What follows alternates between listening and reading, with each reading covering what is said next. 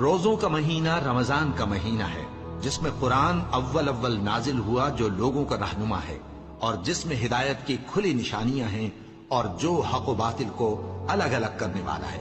تو جو کوئی تم میں سے اس مہینے میں موجود ہو، چاہیے کہ پورے مہینے کے روزے رکھے، اور جو بیمار ہو یا سفر میں ہو تو دوسرے دنوں میں روزے رکھ کر ان کا شمار پورا کر لے۔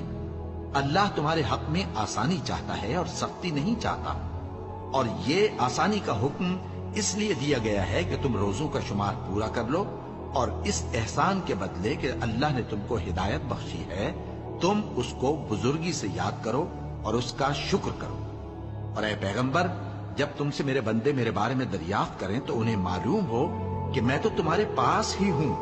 جب کوئی پکارنے والا مجھے پکارتا ہے تو میں اس کی دعا قبول کرتا ہوں۔ تو ان کو چاہیے کہ میرے حکموں کو مانیں اور مجھ پر ایمان رکھیں تاکہ نیک رستہ پائیں۔